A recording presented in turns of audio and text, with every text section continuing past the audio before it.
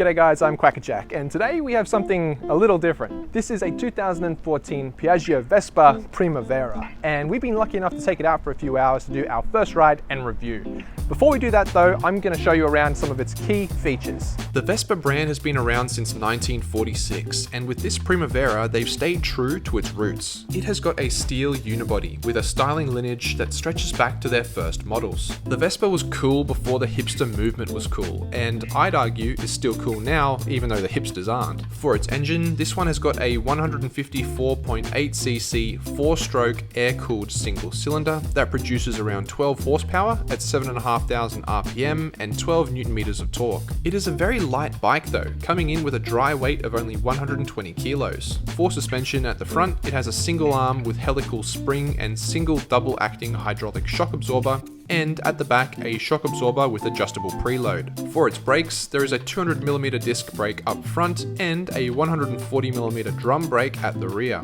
It's got a seat height of 780mm with a step-through design, which makes it extremely easy to get on and off of. It's got an 8.5 litre fuel tank and features an automatic clutch with CVT transmission, so no gears to worry about here. It's also got 16.5 litres of underseat storage, which could fit a spare helmet, and a glove box design storage in front of your knees too. Now, I know this is a scooter, but I still think we should do the mandatory sound test.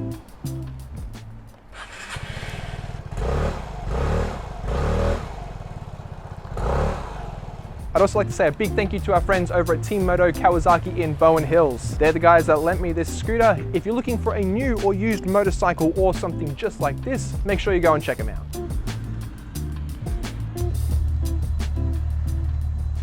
Alrighty, well, today we are in for something completely different.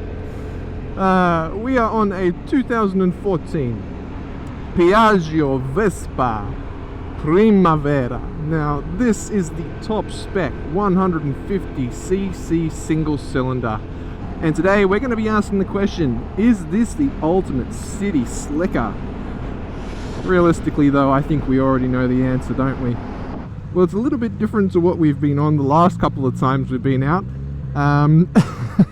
We're on a Triumph Street Triple R last week, and completely different sort of vibe happening right now, but let's see how this Vespa performs.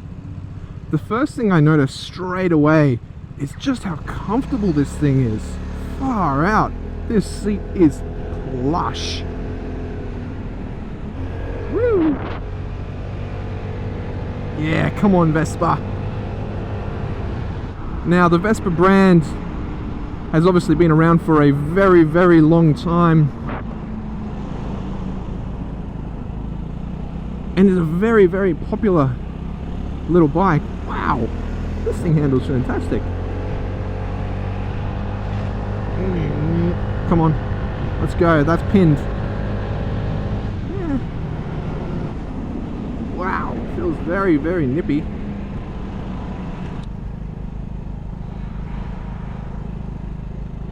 Alright, look, now I'll be honest, I'm not normally a fan of scooters, but I have to say I do quite like the styling of this one. Far out, these things are just so easy to maneuver while standing.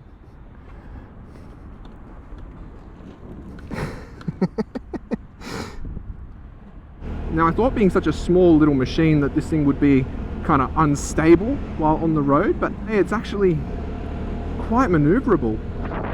Man, I am so impressed with this thing. It's such a perfect little city runabout.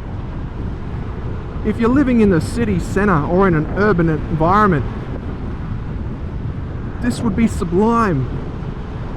The seat is so comfortable. I'm impressed. It's like I'm sitting on a lounge chair. Now, something that I think definitely affects the usability of this bike and makes it a great one to be in the city with is just the lightness. It is only 120 kilograms dry, and that translates to positive things all round, right? It doesn't have that much performance. It's only got, 12 horsepower and 12 Newton meters of torque, but that's enough to get it up and going. It will reach 100 kilometers an hour. It also means that the brakes are quite responsive too. You get some really good stopping power, especially through that front one. How does this thing go? Slow speed maneuvering, turning around. Perfect. Very confident. That's impressive. I'm still getting used to that seating position. I feel like I'm sitting on a dining chair, albeit a very comfortable one. Man, the slow speed maneuverability on this thing is fantastic. I don't feel wobbly at all. Hear the roar.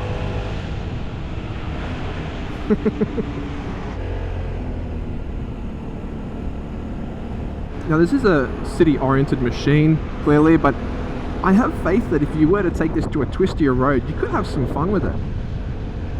It is also an automatic transmission, and I genuinely haven't noticed it going up and down the gears. It's been so smooth on the roll-on. This is a super unintimidating machine. No wonder it's so popular.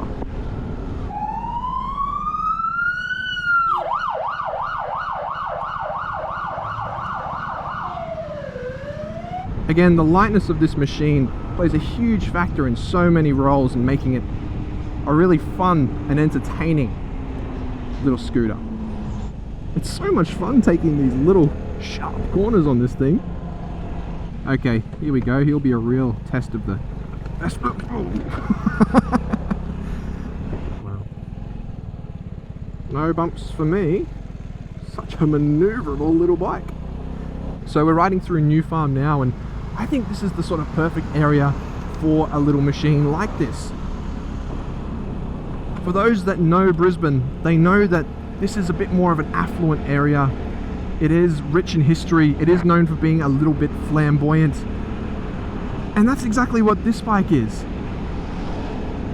Right, there are cheaper options out there if you want that. But this is so rich in history. These things have been around for over 70 years. And there's a reason for that. Because they're really good. They're funky looking. They've got a great responsive engine. I never thought I'd say this, but I'm a fan of this scooter. It's a very stable machine. It's very reassuring. It's the perfect little bike to head out on the weekend and get some espresso, and when the fish factory pulls out in front of you, the brakes are good enough to stop you. Another thing to note is the fuel tank on this thing. It's about 8.5 litres, and you should be getting around 400 Ks from the tank. Here we go. Woo! It just proves you don't need to go fast to have a lot of fun on two wheels.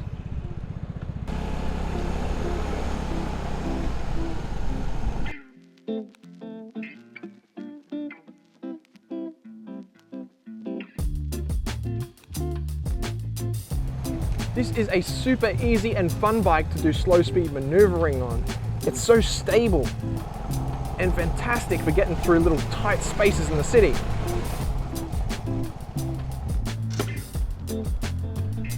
So what are my final thoughts? Now, I'm not normally a fan of scooters, but I'll admit I have a soft spot for this Vespa. The brand has so much history behind it, and it's been a mainstay through urban environments. I like the classic Italian styling. The steel unibody is a rare thing to see in this day and age, with everything being made of plastic. I think it's the perfect cafe runaround. The takeoff is sharp and acceleration is brisk enough to stay ahead of most vehicles off the line. The Primavera feels lively and agile, but also very sure-footed and precise. It's a really comfortable thing to be on, with that seat being a plush place to rest your bum. Older customers who may no longer be able to swing a leg over a full-sized bike will really appreciate the step-through design too. The suspension handled small uneven roads with ease. You can tell that it was designed for the cobblestoned European streets, and thankfully that translates well here. I will note though, on larger bumps, with its small rear suspension travel, it did bottom out while going over some speed bumps. But it's small enough to usually be able to maneuver around them. There are so many little scooters on the market these days, but